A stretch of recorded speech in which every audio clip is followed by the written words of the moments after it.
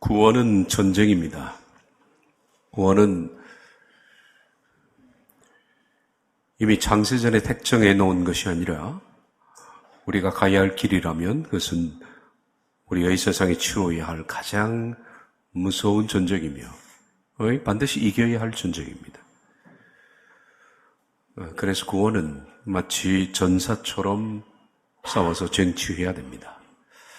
예수님께서는 이것을 탈취라고 비유하셨습니다. 탈취는 강도가 뺏는 것인데요. 하나님의 나라는 탈취하는 자가 빼앗는다. 침노라는 단어가 강도가 강도질을 하다라는 단어입니다. 강도는 무엇을 뺏기 위해서 목숨을 겁니다. 그런 정신으로 우리가 구원을 쟁취하지 않으면 안 됩니다.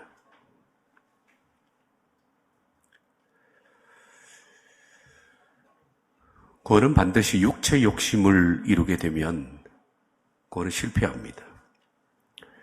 육체 욕심을 이루지 않으려면 그 반대로 성령을 따라 행하는 것밖에 없죠. 성령을 따라 행하라. 그럼 육체의 욕심을 이루지 아니하리라. 이 둘이 반대입니다.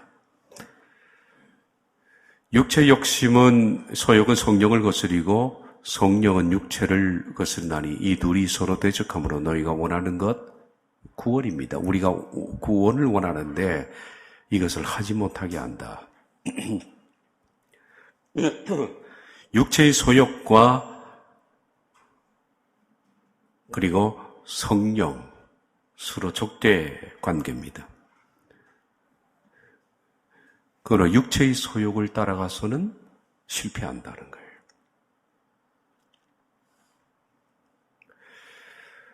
갈라디아서 5장 19절과 22절은 육체의 일, 성령의 열매 이렇게 나눠져 있습니다.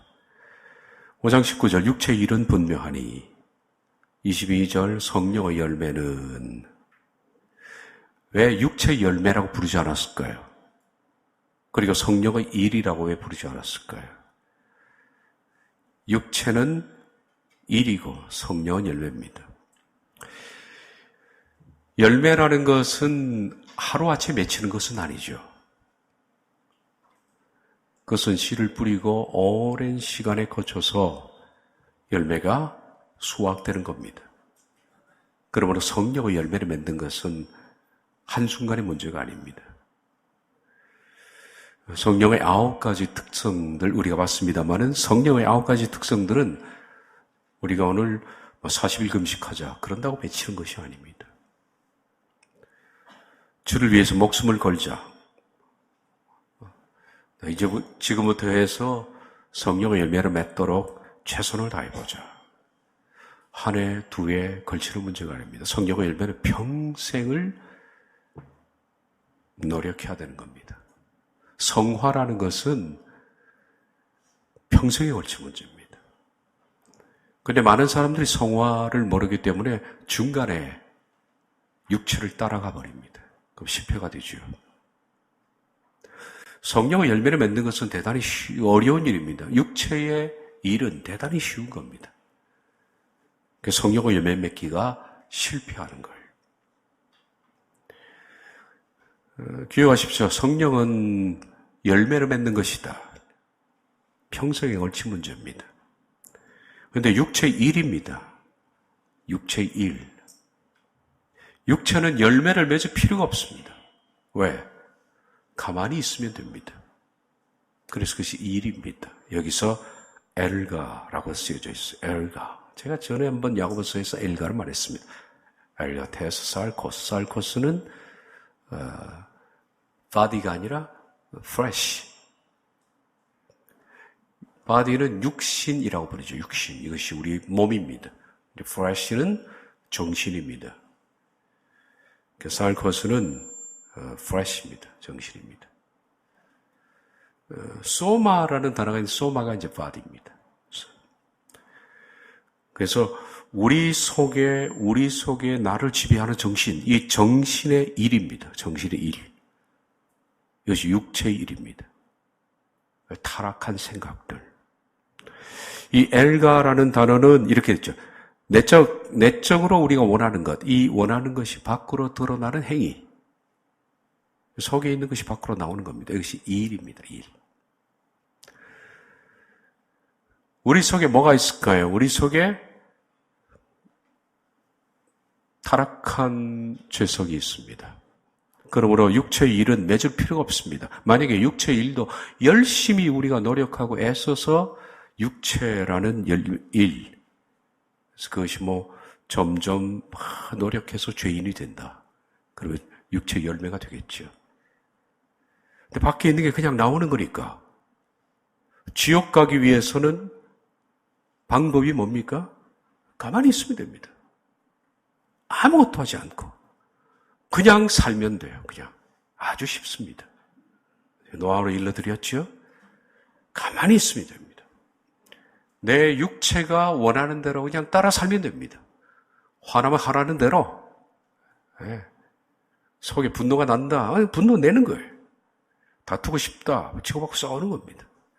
하고 싶은 대로, 끌리는 대로 살면 지옥은 들어갑니다. 어렵지 않습니다.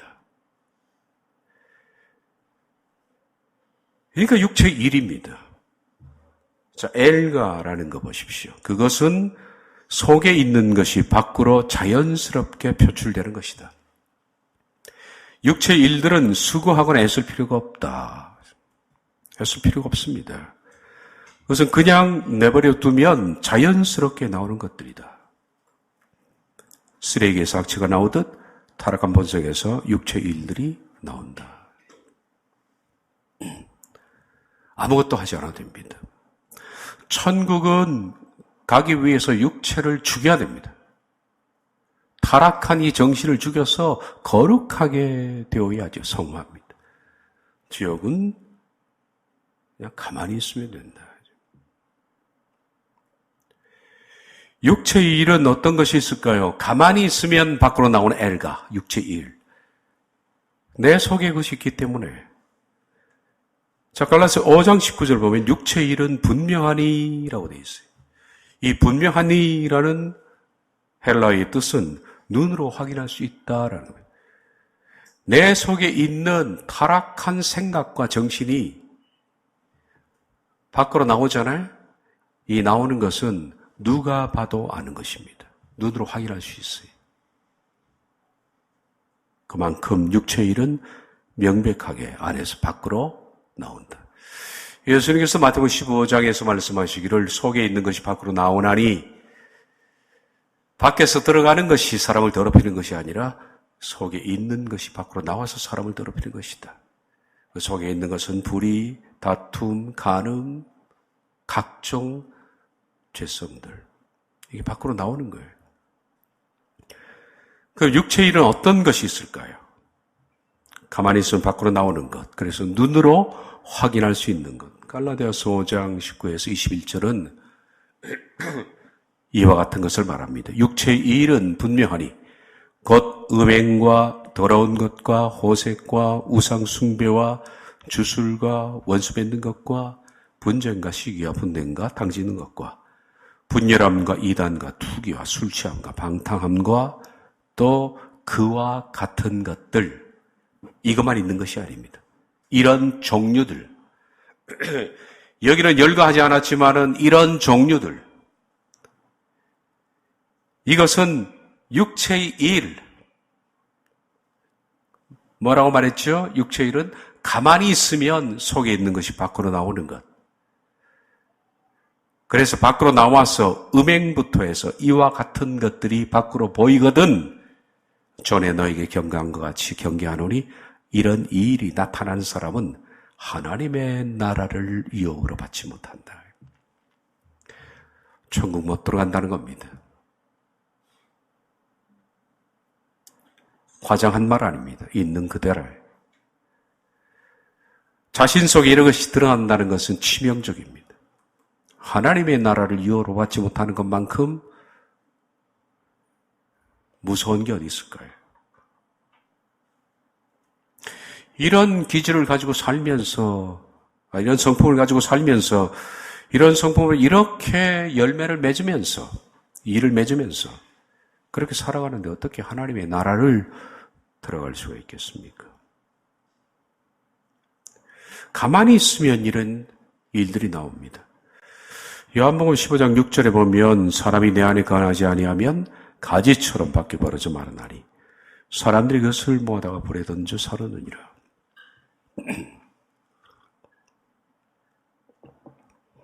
성령을 따라 행하라. 성령을 따라 행한다는 것은 우리가 예수님 안에 거하는 거죠. 같은 말입니다. 예수님 안에 거한다는 것은 요한복음 15장에서 내 말이 너희 속에 있고 너희가 내 안에 있으면 하나님 말씀대로 사는 겁니다. 그러면 그 사람 많은 열매를 맺나니. 근데 사람들이 하나님 말씀을 조차 살지 않으면 그것은 마른 가지가 되어서 불에 던져 사른다. 자, 육체 일들을 보겠습니다. 육체 일들을 분류하면 다음과 같습니다.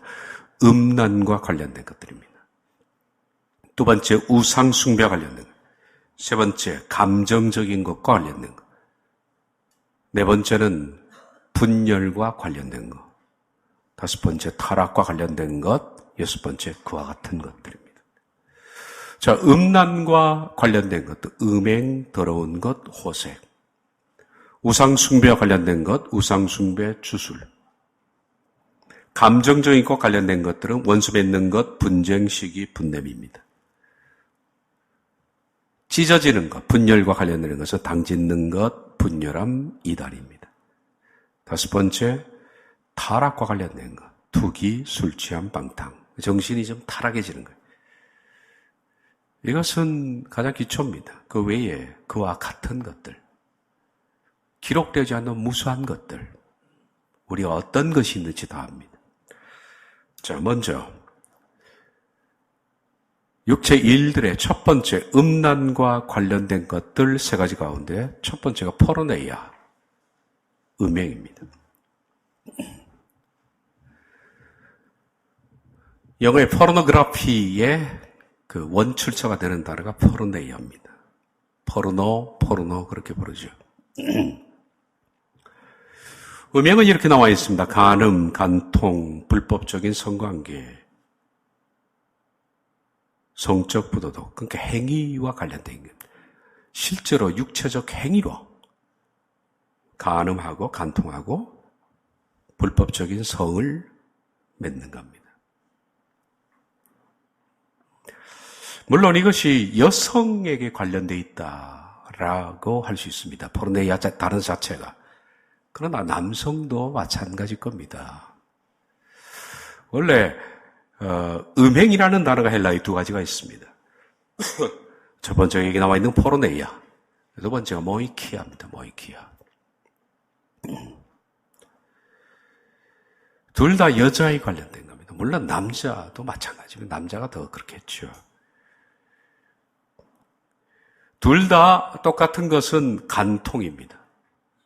그리고 간음을 한 겁니다. 실제적으로, 육체적으로 간통을 한 겁니다.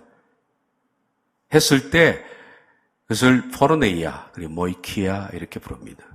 그런데 구별이 있습니다. 간음을 여자 쪽에서 시작했느냐, 아니면 남자 쪽에서 시작했느냐. 성경은 그걸 가지고 포르네이아, 모이키아로 나눕니다. 포르네이아는 여자 쪽에서 시작한 겁니다. 여자가 쉽게 말하면 남자를 꼬셔서 불법적인 성관계를 맺었습니다. 그것이 포르네이아. 그래서 포르노는 여자와 관련되어 있습니다. 포르노그라피는 전부 여자가 나오지 남자 벌거벗이가 안 나오죠. 지금 재미있는 얘기를 하고 있는데 심각하시면 제가 이거 말해놓고 굉장히 미안합니다. 저만 나는가 싶어서.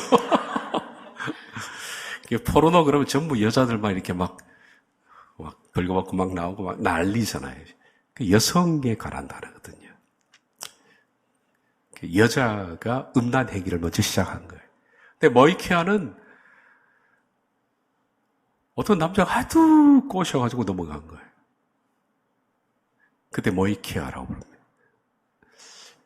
마태복음 19장에서 이 얘기를 왜 하냐 하면 마태복음 19장에서 예수님께서 누구든지 가늠한 여자 외에는 이혼 증서를 쓰지 말라 그랬어요. 그 단어가 포르네이아입니다. 그러니까 예수님은 모이키아는 용서하라. 모이키아는.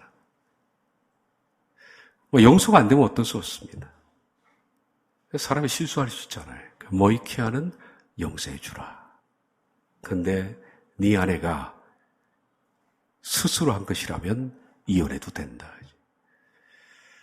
이혼할 준비를 하는 사람들은 제 말을 잘 듣고 판단하십시오.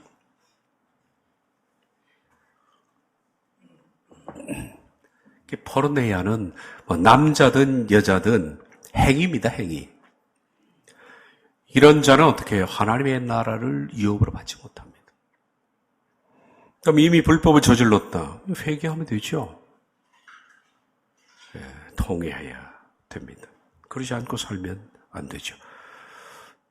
자, 아까 포르네이아가 행위와 관련된 것이라면 두 번째, 음란, 더러운 것이라고 번역된 아카달시아는 사람의 정신과 관련된 겁니다. 실제로 행위를 저지르지 않았습니다. 여자와 남자가 성적인 행위를 저지르지 않았어요. 근데 생각으로 온갖 더러운 상상을 했다. 그것이 아카달시아입니다. 육체적, 도덕적인 불결, 탐욕스러움, 호색스러움, 사치스러운, 방탕한, 품행이 나쁜, 여기서는 성과 관련되어 있는 것인데 지금 저기 사전에 있는 거 옮겨온 거예요. 포르네이아가 행위라면 아카달시아는 정신적인 것이다. 마음으로 간음을 하는 것이 마음으로. 더러운 것이에요. 근데 사회는 마음으로 간음하지 않는, 간음한 사람은 사회가 그 사람을 범죄자 취급을 하지 않습니다. 행위가 있을 때 사회는 하죠. 근데 그것은 사회법이고 하나님의 나라 법은 마음부터입니다. 마음부터. 여자를 보다라는 단어가 브레폰인데요. 이 단어가 영어로 뭐냐고 look at입니다. look at은 at이 붙어있죠. 집요하게 보는 거예요. 하나 딱 표적으로 해서 어쩌면 look을 할 수 있잖아요. 지나면서 와 이쁘네. 저도 뭐 이쁜 여자 보면 이쁘네 그럽니다. 그 가늠은 아니에요. 이쁜 건 이쁘다고 그러지 뭐. 왜? 근데 성적 대장으로 look at 집요하게 노리는 거. 보고 또 보고 상상하고. 여기서 간음이라고 부르죠, 성경이.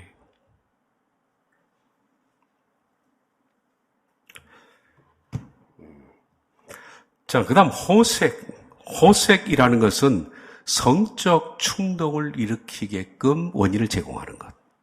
이겁니다. 그래서 호색은 바람기, 음란한, 외설스러운, 관능적인, 보편적인 예절이나 가치에 충격을 주는 성적인 감각이나 욕망을 자극하는 것, 말이나 행위, 행동 등으로 성적인 것을 자극하는 것, 자극하는 것. 나는 하는 관계없어. 그리고 그냥 다 벗고 비키니 차림으로 거리를 활보하면 그걸 보는 사람들이 자극을 받는다. 그러면 그 사람이 호색을 한 거예요. 호색을 한 거예요. 시험에 들게 만든 거죠. 교회에서 시험에 들게 만들면 안 됩니다. 제가 신대원 3학년 때, 저희 때는 여자 학생들이 거의 없었어요. 딱 3명 있었어요, 3명. 근데 그 중에 한 분이 상당히 옷차림이 자유스러워요.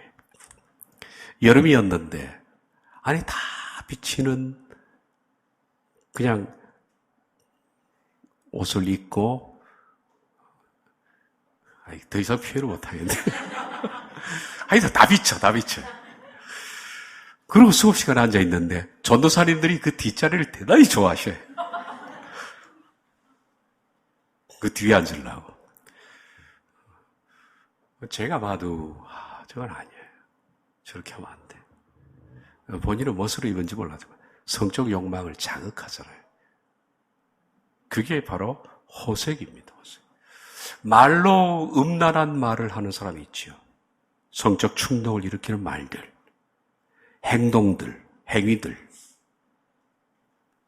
눈도 깨슴프리하게 뜨고 목소리도 아주 이기죽거리면서, 예? 그거 있잖아요. 나만 알아. 아이, 참, 괴로운 게 저만 나는 것 같아. 내 눈이 와 보이지? 이게 호색입니다, 호색. 이거 죄예요, 죄. 예, 죄예요.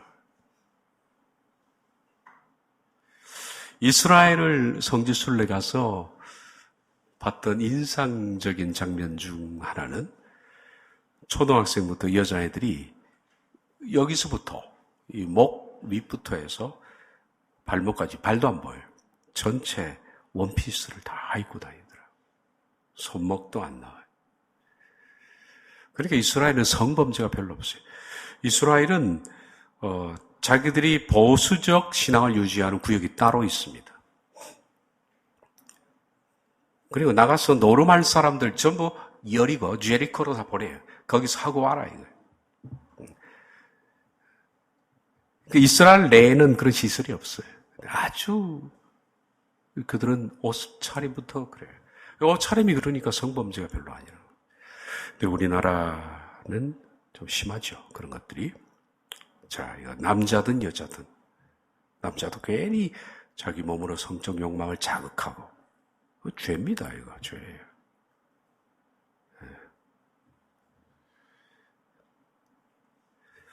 자, 우상숭배와 관련된 것들. 우상숭배라는 것은 에이돌로라트리아. 그래서 아이돌 할 때 나오는 단어가 여기서 에이돌라입니다. 에이돌라. 아이돌의 원출처죠. 에이돌라트리아. 우상숭배는 뭐냐? 두 가지인데요. 하나는 실제적인 우상, 그리고 보이지 않는 우상. 두 가지입니다. 실제적인 우상이라는 것은 어떤 형상이나 형태를 경배하는 것. 하나님께서는 하나님과 관련된 형상도 만들지 말라고 그랬습니다. 그래서 우리 교회는 십자가 없죠? 안 만듭니다. 십자가는 기독교의 상징이 아닙니다. 십자가는 사형틀입니다. 로마가 채택한 사형틀인데 거기 달리신 분이 우리에게 의미가 있지 달린 사형틀이 무슨 의미가 있습니까? 그러면 예수님이 단두대에 돌아가셨으면 단두대 걸 겁니까? 총으로 맞으셨으면 총 걸 거예요? 똑같은 거예요. 십자가를 너무 우상시한다. 먹거리도 그렇고 교회도 십자가 붙이고 십자가에 달리신 분이 우리에게 중요한 거예요. 그리고 그 의미가 중요한 거예요. 하나님과 관련된 형상, 이 바다에 있는 것, 하늘에 있는 것, 땅에 있는 것, 어떤 형상과도 비기지 마라 그랬어요. 그래서 하나님은 형태로 만들어 놓지 마라. 또 보이지 않는 것, 피조물에 대한 절대 가치를 두는 것. 그래서 우상숭배를 이렇게 정의합니다. 내 마음을 하나님에게서 빼앗게 만드는 어떤 무엇. 그것이 다 우상이다. 내가 하나님께 고정된 마음을 가지고 있는데 그 고정된 마음을 빼앗게 만드는 어떤 뭐가 있을까요? 내가 자식 때문에 하나님에 대한 신앙을 잘 못 지켜요. 자식을 너무 사랑해서. 아이 뒷바라지 하느라고. 네. 그 우상입니다. 돈을 너무 사랑해.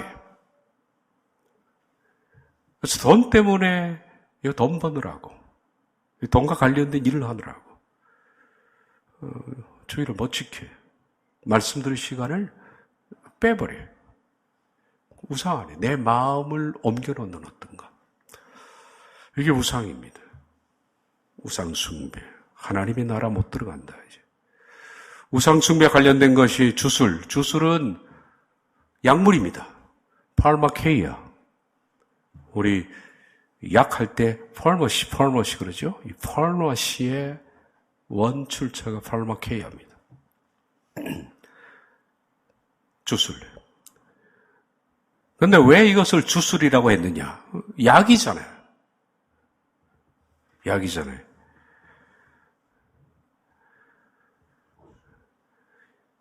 근데 약이라는 것은 고대에는 마술을 하고 여술을 하고 주술을 할 때 하는 사람이 약물을 좀 썼거든요. 마약 같은 걸 썼습니다. 맨정신으로 못하는 거죠. 그래서 약의 힘을 빌려서 뭔가 하는 거예요. 그러니까 약이 들어가면 정상이 아니에요, 사람이. 육체도 정상이 안 되고 약물이 들어가면 정신도 정상이 안 됩니다. 그래서 항정신석 의약품. 이게 나로 하여금 정신을 혼미케 한다고 먹지 말아야 됩니다. 어떤 사람에게는 그것이 항정신석 의약물이 되기도 하고 어떤 사람은 아닌 사람도 있어요. 자, 예를 들면 저는 액티피드라 알약이 있어요. 코감기약. 그걸 4분의 1만 쪽에서 먹어도 이틀간 못 일어납니다. 저는 항히스타민에 굉장히 약한 것 같아요. 예전에 모르고 먹었다가 거의 죽을 뻔했습니다. 4분의 1알, 한 알 먹으면 일주일은 아마 못 깨어날 것 같아요. 근데 저희 집사람은 하루에 3알 먹는데 끄떡이 없어요. 제게 바로 액티피드는 뭐가 되느냐? 펄머시가 되는 겁니다. 나로 하여금 이성을 잃게 만드는 것. 정상적인 사고를 못하게 만드는 것. 뭔가 취해서 약을 취하는 거거든요. 그러니까 하나님께서는 어떤 제품이든 약이든 이걸 써서 내 육체와 정신이 온전성을 유지하지 못하게 만드는 것이 싫은 거예요, 하나님은. 하나님의 백성을 거룩하게 살려는 거예요, 거룩하게. 그래서 하지 말아야죠. 고혈압약 팔머신데 고혈압약이 이걸까? 아니겠죠, 그것은.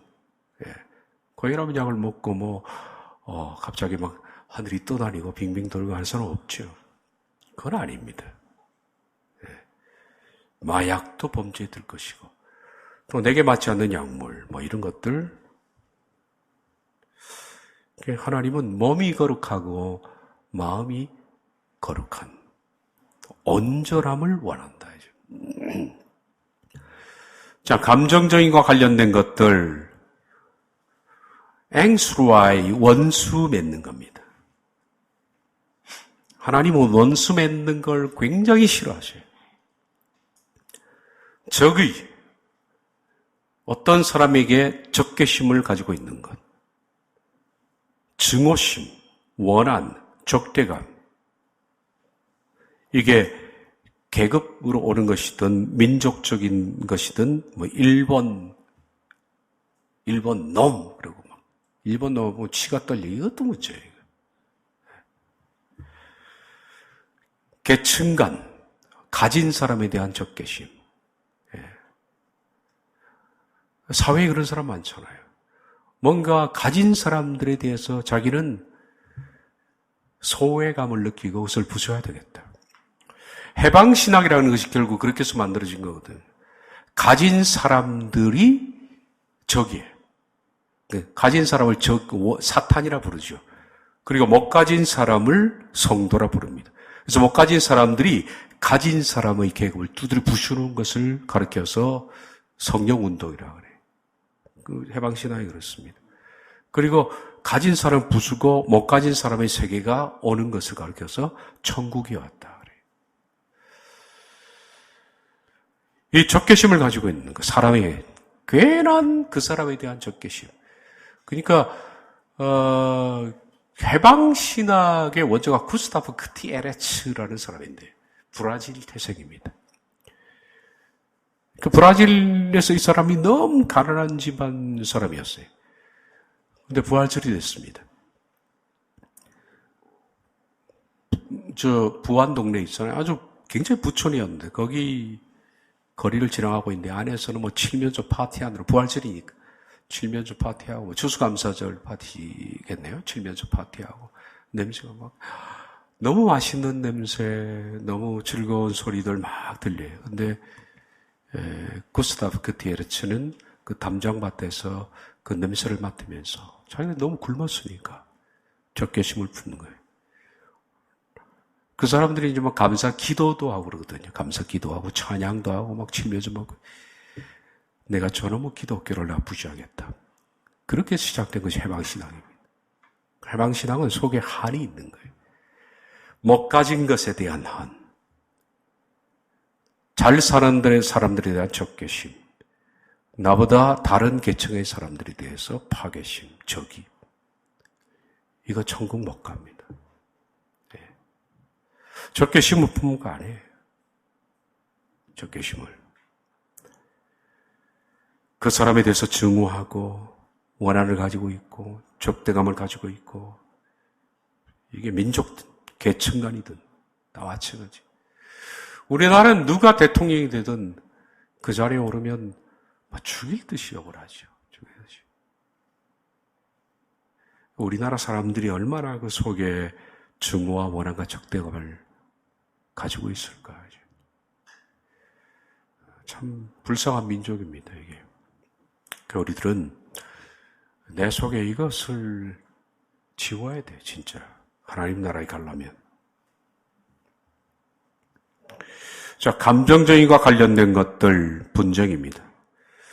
분쟁이라는 것은 다툼이, 논쟁을 하거나, 언쟁을 하거나, 주장하거나, 라이벌 의식을 가지고 경쟁하거나, 뭐 이런 것들이 다 분쟁입니다.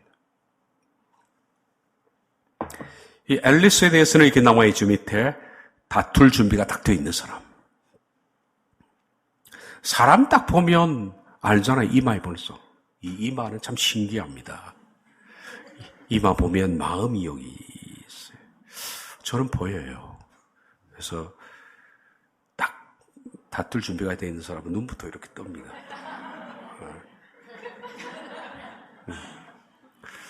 저 다투겠구나. 피해야 돼. 괜히 딱 뜨고 다니는 사람. 어떻게 하느냐. 제가 옛날에 그랬거든요. 옛날에 속에 분노가 있고 막 그럴 때는 이러고 다녔어요. 제가 눈빛을 보고 사람들이 슬슬 피했어요. 그때는. 그래서 무섭다 그랬어요. 무섭다. 무서운 거 아무도 모르죠. 제가 무서웠던 거 아무도 모를 거예요. 우리 집사람만 알지. 근데 이게 죽으니까 이제 좀 눈꼬리에 이렇게 싹 내려오는데 이 은혜가 떨어지면 이렇게 됩니다. 그래서 이마 딱 보면 알아요. 이마. 딱 이러고 뜨고 다녀요. 논쟁하고 언쟁하고 내가 뭐 옳다 네가 옳다 옳고 그름을 떠나서 논쟁과 언쟁 자체가 주장 자체도 그러니까 하지 말아야 돼요. 분쟁에서는 내가 졌다, 네가 이겼다. 그러면 끝납니다. 그냥 이야기했다. 부부간의 논쟁은 마크 트웨인이 그런 말을 했죠. 마크 트웨인이 부부싸움이라는 것은 승자가 없이 패자만 있는 전쟁이다. 내가 내 아내를 제압했어. 꼴값이지 그게. 제압해서 뭐하게. 내 아내를 드디어 눌렀어. 옌병입니다. 그래서 뭐하게. 그죠? 세상에 제일 진짜 병신 같은 사람이 아내 누르고 이겼다고. 내 남편 정복했어. 둘 다 패자예요. 비참한 패자만 있을 뿐입니다. 교인들 사이에도 마찬가지고. 언쟁은 둘 다 패자만 존재합니다. 그런 언쟁하지 말아요. 욕을 해 죄송합니다. 자, 감정적인과 관련된 것들, 시기심, jealous. 영어에서도 jealous 그러죠? 거기 나온 단어입니다. jealous. 이 jealous라는 단어는 열정이라는 단어와 같은 뿌리입니다. 그래서 열심당원 시몬, 우리 성경에 보면 마태복음에 나오죠. 열심당원 시원. 그것이 제로트 사이몬입니다. 제로트. 이렇게 열정이 있으니까 시기가 나오는 거예요. 이 세상적인 열정 때문에 그런데 이 세상에 대한 열정이 죽여야 됩니다. 시기심. 그래서 누가 잘 되는 걸 못 보는 거예요. 어떤 사람이 박수 받는 걸 못 견디는 거예요. 질투하는. 원어는 이 젤로스가 물이 끓다라는 뜻입니다. 원래는 헬라어에서 물이 끓는 소리라 그렇게 나와 있죠. 그러니까 우리들은 보글보글 물 끓는 소리를 의성으로 보글보글 하잖아요. 근데 헬라 사람들은 젤로 이렇게 그렇게 읽었다는 그게 이 헬라 사람들의 물 끓는 소리. 그걸 보면서 시기라는 단어를 만들어야지. 보글보글. 시기심 있는 사람들의 속이 항상 보글보글 편하지는 않습니다. 속 끓여서 뭐하게 보글보글. 자기가 불편한 거죠. 시기심이 있으면 제일 불편한 게 자기 자신입니다. 편하지가 않아 이게. 시기심을 버리면 마음이 편해진다. 그래서 누가 잘 돼서 박수를 쳐주고 칭찬해주고 그죠? 어려우면 잡아주고 일으켜주고 진정한 그리스도인들은 그래야죠. 자, 감정적인과 관련된 것들. 두모이는 분내는 것. 분내인데 너가 터져 나온다. 그리고 수동태 분노도 포함해. 수동태 분노라는 것은 분노를 일으키게 만드는. 이게 기술이 있는 사람들이에요. 그러니까 그 사람이 말을 하고 행동하면 살살 긁어. 이거. 그래서 분을 일으키는 사람, 분노 유발자. 이것도 자기는 분 안 내죠. 나 왜 그렇게 화를 내? 그래. 화내지 마. 진정해 그러는데 상대는 그 말에 불이 막 나요. 근데 진정해. 근데 이놈이 더 나쁜 놈이에요. 그게 바로 두모예요. 수동태 분노예요. 자기는 살살 웃으면서 이것도 포함해. 하나님의 사람들은 양을 올리는 사람이 되어서는 안 되겠죠. 아주 깐죽거리고 양을 올리고 이기죽거리고 비아냥거리고. 하나님의 성품을 저는 여기서 읽는데 구약 성경에도 하나님의 성품은 어떻습니까? 둘 다 이렇게 직물을 섞어서 짜서 입는 혼방을 싫어하시잖아요. 그냥 몸에 막 하나로 가라 이거 하나님은.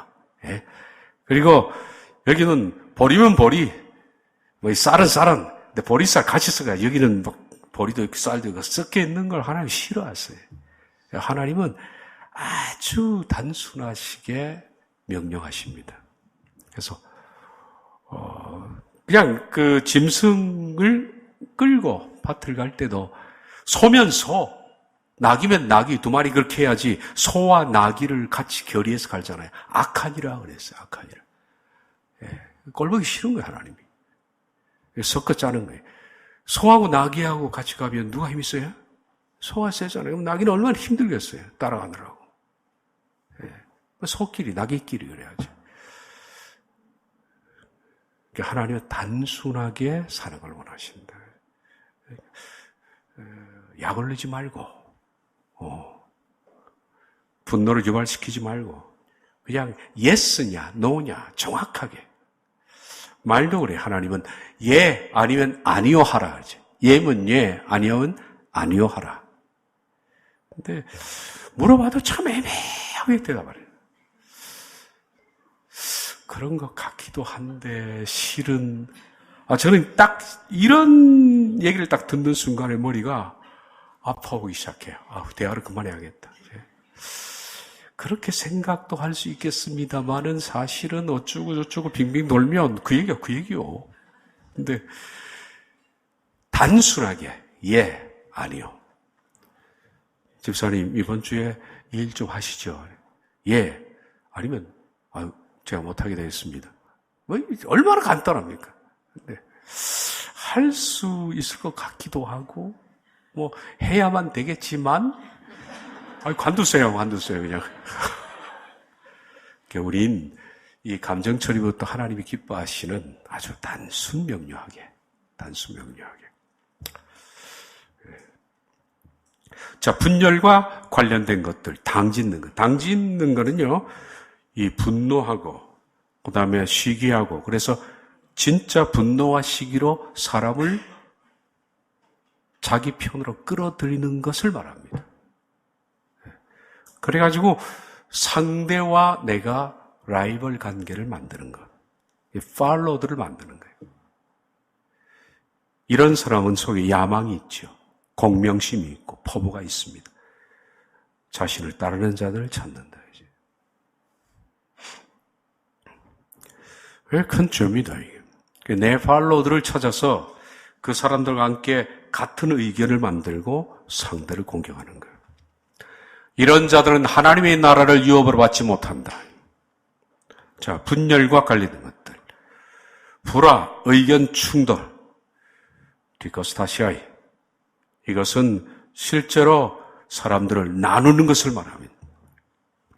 당 짓는 것은 개인적 차원의 문제지만 분열은 집단적 문제다. 그러니까 개인을 넘어서서 여러 사람들을 팔로로 만들어서 공동체에 적대감을 쉽게 만드는 것. 2단, 거기에다가 자기 생각을 주입하면 2단이 되죠.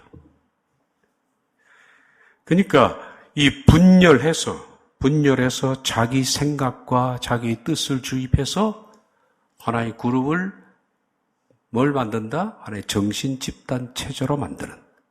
그게 바로 이단입니다. 자, 타락과 관계된 것. 투기. 앙심을 품는 악의적인 뒤끝이 있는. 뒤끝 있는 사람 천국 갈까요, 못 갈까요? 성경에 있잖아요. 갈까요, 못 갈까요? 대답을 하라. 벌써 뒤끝이 있어요.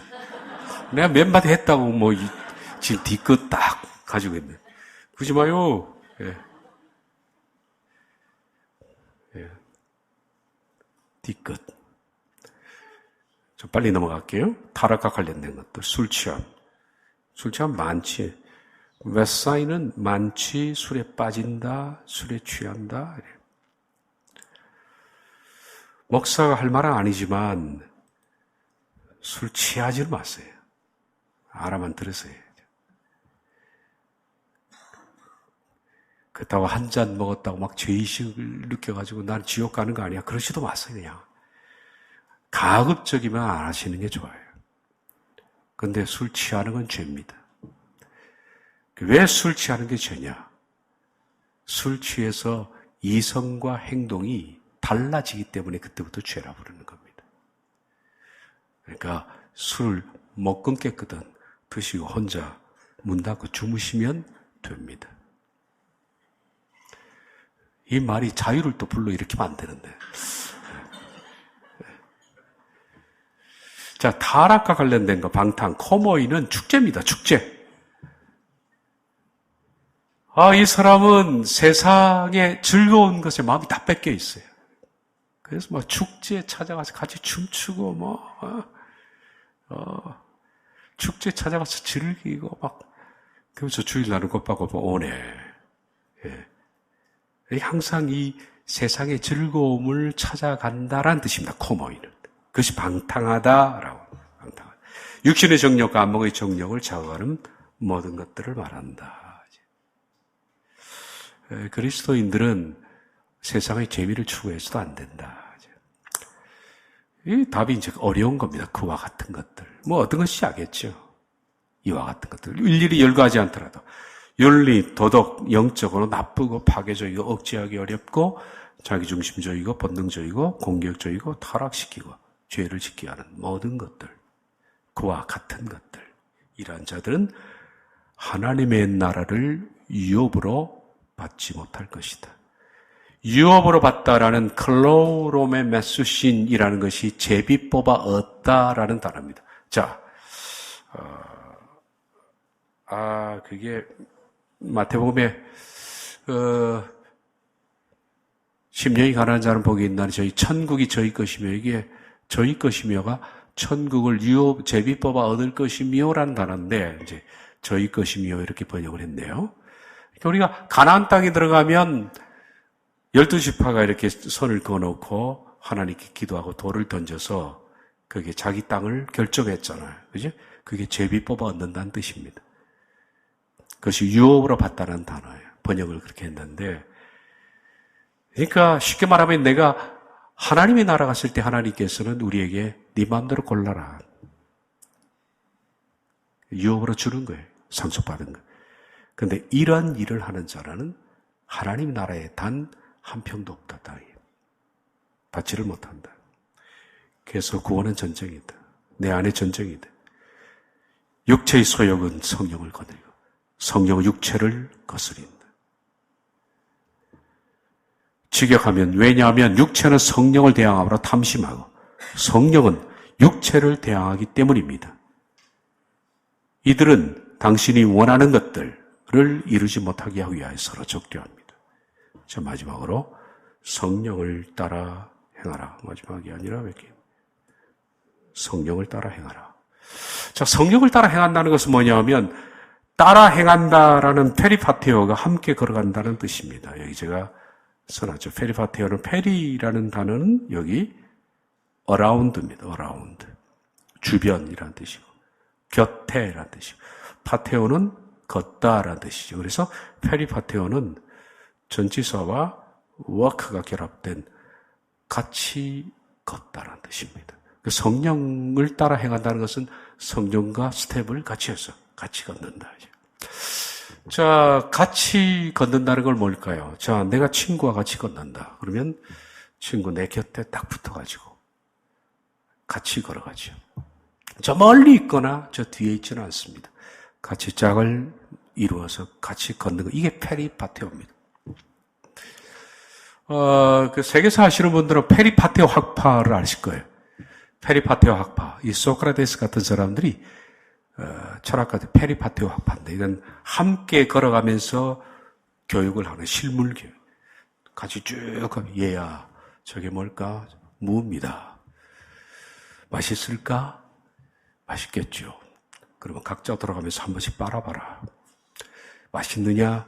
예, 맛있습니다. 배부르냐? 예, 배부릅니다. 버리고 와라. 우리나라에 이 도사가 있었어요. 그 얘기하는 거예요. 아직 기억이 안 나는데, 유명한, 거렁뱅이 목사가 있어요. 이뭔데. 그분이 제자들을 쭉 데리고 페리파테오에 걸어가면서, 뭐가 돼서 뭐 한번 빨고 버리고, 배부르냐? 배부릅니다.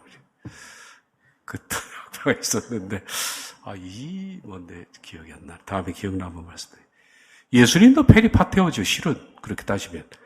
제자들을 거들어가면서 새를 봐라. 굴에 여우가 쑥 들어가니까 저 굴에 여우를 봐라. 들의 백합화를 봐라. 페리파테오 학파입니다. 그러니까 성령과 함께 페리파테오 한다는 것은 같이 삶의 모든 희노애락과 보는 것을 공유하는 것을 말합니다. 그게 성령과 페리파테오 함께 걸어간다. 어라운드 주변에서. 그래서 우리가 예를 들어서 이제 밖에 나가서 보면서 하늘을 볼 때 늘 우리 마음속에 이제 같이 성령님이 계시다. 성령님, 하늘이 참 맑네요. 예? 비가 오네요. 아침에 일어나면 성령님 잘 자고 일어났습니다. 늘 의식하고 함께 공유하고 함께 희노애락을 같이 나누는 게 이게 페리파테오입니다. 너희는 성령을 따라 행하면 우리 속에 육체의 욕심이 이루어지지 않는다. 우리가 이거 할 수 있는 방법은 없습니다. 이거 외에는. 그래서 육체를 쳐서 복종시키고요.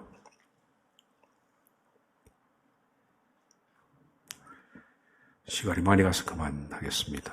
이 말씀만 우리 같이 한번 읽어보고 마칠게요. 가지가 포도나무에 붙어 있지 아니하면 스스로 열매를 맺을 수 없을 것이 너희도 내 안에 있지 아니하면 그래. 사람이 내 안에 거하지 아니하면 가지처럼 밖에 버려져 마르나니 사람들이 그것을 모아다가 불에 던져 살으느니라. 너희가 열매를 많이 맺으면 내 아버지께서 영광을 받으실 것이요 너희는 내 제자가 되리라. 자, 오늘의 핵심은 성령과 함께 걸어가는 겁니다. 함께 페리파테. 어떤 것이 아시죠? 늘 대화를 하는. 하나님이 들으실까 안 들으실까 그거 중요한 거 아닙니다. 나만 하면 됩니다. 왜? 다 들으시니까. 다 알고 계시고 다 들으시고. 그래서 늘 속으로 대화하면서 성령님과 함께 걸어가시는, 그래야 죄를 이기니까 우리 모두가 되기를 바랍니다. 기도하겠습니다.